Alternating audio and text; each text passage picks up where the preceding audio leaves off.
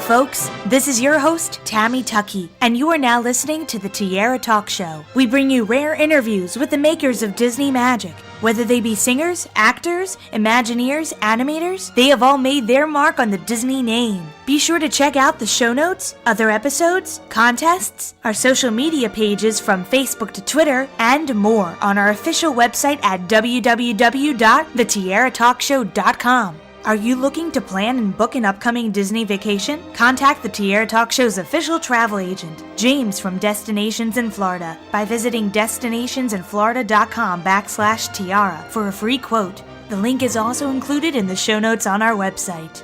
All guest opinions are theirs and theirs alone and do not represent the opinions of the Tiara Talk Show or the host. The Tiara Talk Show is not associated with the Disney Company. Thank you for tuning into this week's episode. And from all of us here at the Tiara Talk Show, have a hoop-de-doo day.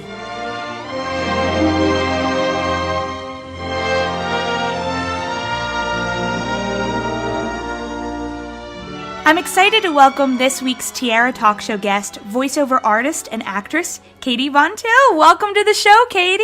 Thank you, Tammy. Thanks for having me. I'm very excited to talk with you about some Disney things, but first, I think I need to get this out of the way. Okay. You were in a commercial with John Stamos. I know that's the first thing on my mind. That's funny. I was actually in 2 commercials with John Stamos. 2? Oh my gosh. I did 2 with him, and I have to tell you, he was very nice. And he is so good looking that actually making eye contact with him made me really nervous. But he was so sweet to me. And the other girl in the spot actually is one of my best girlfriends, Jennifer DiFilippo.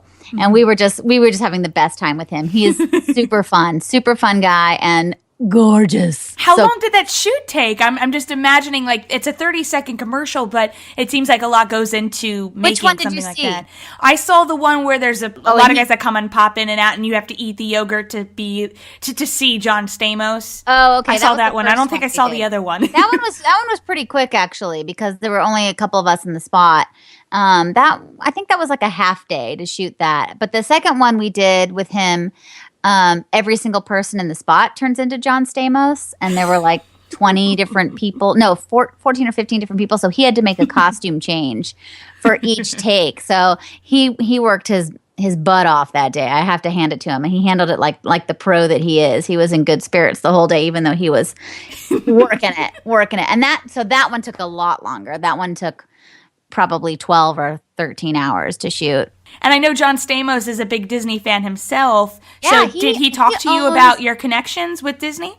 You know, we didn't talk about it. The thing is, when you're on set working like that, there isn't a lot of downtime except when you're eating lunch and things like that. But he was always doing a costume change while, I was not on set or something like that. So we didn't have time off set to chat. And so when you're on set, you're very much conscious of just trying to be quiet, pay attention, so that when things start rolling, you're ready to go. The first spot I did with him, I only saw him very briefly, actually, and it was just kind of flirty and fun. And then the second time, when we were there all day together, we actually were talking a lot about the campaign and the spots he did with them, and the one he'd done for us, and how he had an idea to do the spots with Saget and Dave that he did after those. I remember that one. Yeah, so we were just sort of talking in general about the campaign and the business. Now, your Disney connection is that you are the Snow White voice. You are the voice of Snow White, the 4th voice match for Snow White since 1937.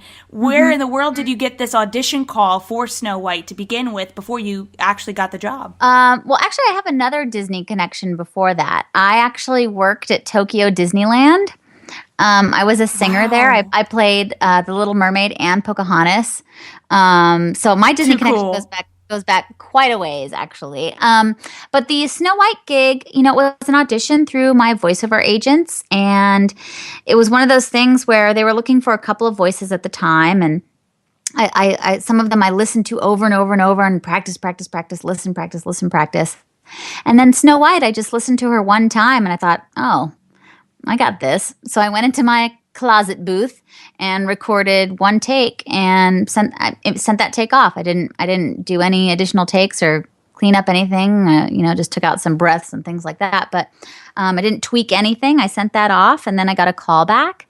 And the callback was at Disney Character Voices, and there are some great people there who just give amazing direction and feedback, and they liked what I did and gave me some other feedback and direction, which I must have taken pretty well and done well, because a few weeks after that, I found out I booked it. The first thing I did was a video game for Xbox Connect, and it was called, originally it was called E-Ticket. I think it's called Disneyland Adventures. Yeah, I remember hearing about that. I own it. I played it. For some reason in my mind, it always sticks out as E-Ticket, but I think it got changed to Disneyland Adventures. And that was the very first thing I did. And let's see, I think I booked the gig maybe like April-ish, and I think I did that in June. And meanwhile, they were like, don't tell anybody until you do your first gig. So I had to sit on that information for a couple of months, and I was just dying to tell people. I was dying to tell people, but so that was the very first thing I did. In fact, I'll put it this way. I am not the voice of Snow White. The voice of Snow White is Adriana Caselotti, who is, of course, no longer with us. She's passed away. So I am listening to Adriana and matching her. She did it for a very, very long time. And then it was done by a woman named Mary Kay Bergman, who was a really prolific voice actress. And she did all the original female voices on South Park and things like that. And the voice of Daphne for a while for the Scooby-Doo movies. I remember that. Exactly. Yeah, and she passed away actually too. And then it was voiced by this gal named Carolyn Gardner. And Carolyn Gardner is a writer for the parks, and she had actually met Adriana Caselotti and had they commented on how much they sounded alike, and they sang "I'm Wishing" together a little bit and just had a really good time. And then actually she had auditioned when Mary Kay got it but didn't get it. And then when Mary Kay actually taught some classes, and Carolyn took classes from her. And then when Mary Kay passed away, Carolyn took over. So, and then I took over from Carolyn. And Carolyn wasn't a big singer, so actually while she was the voice, the singing was done by another actress by the name of Melissa Disney, interestingly enough. Wow. That is her real last name. But I do both the singing and the speaking, which is really fun. But you I have to a tell great singing voice, by the way. You've done plenty of musicals, and I heard some of your singing for Little Shop of Horrors, which you did an understudy for the national tour, correct? Yeah, I was the standby for the first national Broadway tour of Little Shop. So you like performing live and also doing these voiceovers, which is fantastic too. Do you have one that you prefer more often? Well, I don't really do stage anymore. I haven't really done a musical in about 5 years. The reason being, I don't love doing the same exact thing 8 shows a week. I get a little bored with that. And I just sort of, I just sort of lost my passion for it. It doesn't mean I don't like musicals. I absolutely do. And I still love singing, and I love being in front of a live audience. But I just don't want to commit to 6 months to a year of doing the same show day in and day out. It's, of course, different than doing the same character day in and day out. Because even though I'm Snow White, she's always doing something different.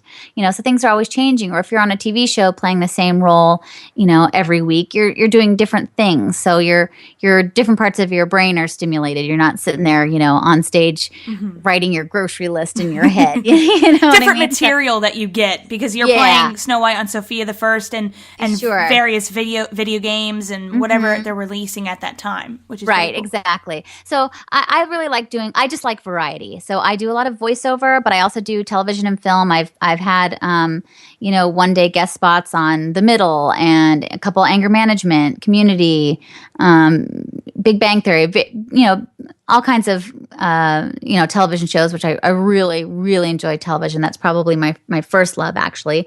And most specifically, I love anything multi-camera comedy, mostly because that's usually done in front of a live audience. So it's similar to stage, which I love because you get live feedback from your audience. And also, when you're doing a multi-camera comedy, the cameras are situated in such a way that when you're watching it at home, you're actually seeing real comedic timing as opposed to edited comedic timing, which is what you see with a single cam show. Although I love those too, don't get me wrong. So I do everything. I do commercials, television, film, voiceover, still stage once in a blue moon, but I love doing all of it. And I think the reason why I'm successful and able to do this for a living is because I've diversified what I do. So do you have any other upcoming projects that you'd like to mention that you're working on right now, whether it be... Well, I have a great commercial coming out for Staples during the back to school season, so you can keep an eye out for that. I just did a video game for Warner Brothers, but unfortunately it's top secret, so I cannot tell you what it is. So you'll just have to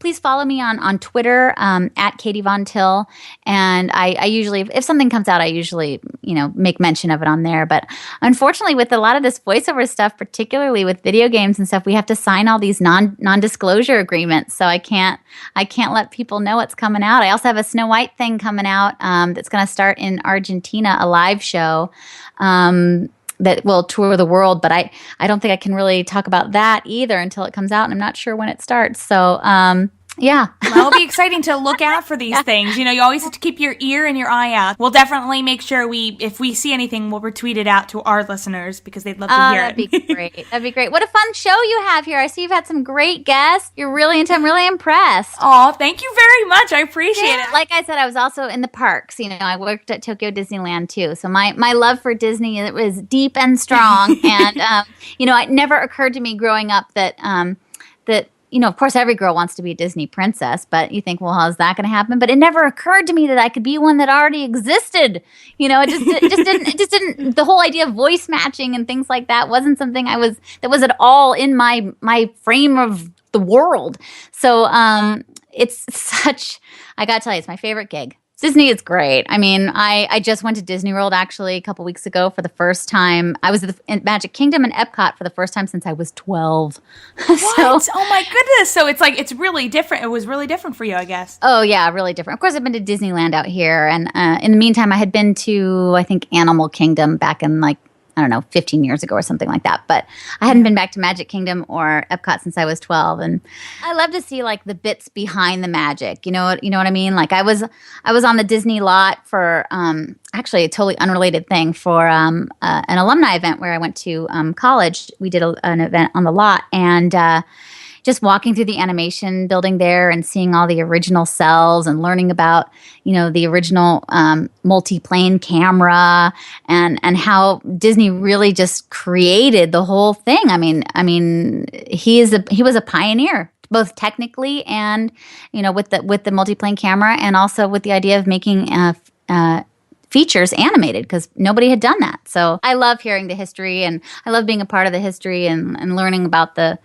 magic of Disney. And now I have 3 Disney questions I always ask my guests. I call them the Fab 3. So alrighty. I will start with the Donald question, which is, as a child, what Disney film was one of your favorites that you'd like to watch over and over again? Well, as a child, it was Sleeping Beauty. But yeah, she was actually booked by another friend of mine named Kate Higgins. She plays Aurora now. But I'm Sleeping Beauty. She's my gal. And our goofy question, and we're going to exclude Snow White from this one, unfortunately, but what Disney character do you think would be your best friend if you met them in person? I'm going to say Jessie, the yodeling cowgirl. Ooh, can you yodel? I can yodel a little bit. Not the way that, yodelay, yodelo.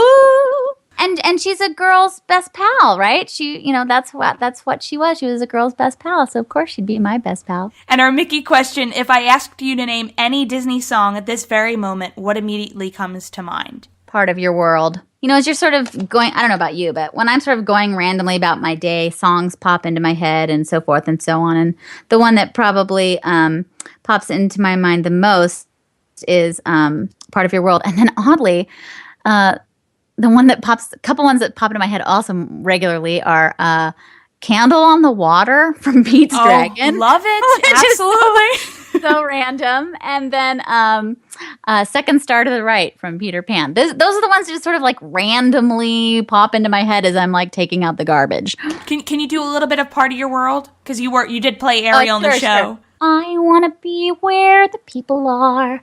I want to see 'em dancing, walking around on those, what do you call them? Oh, feet. Yay! I'm clapping over here. Standing ovation. Yay!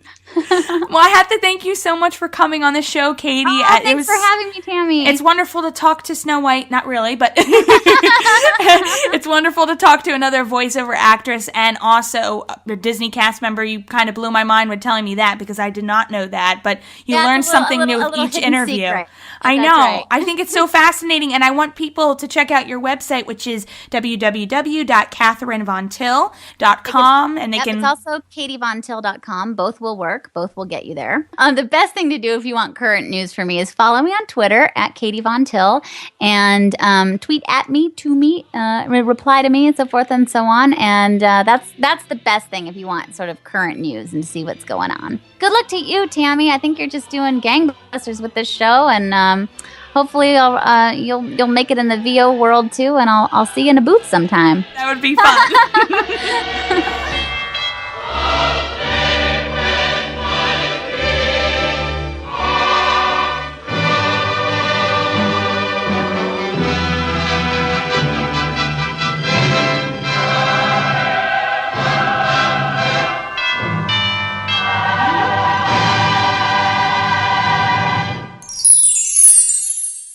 People aren't always what they seem, Sophia. So you have to be careful and trust your feelings, no matter what anyone else says.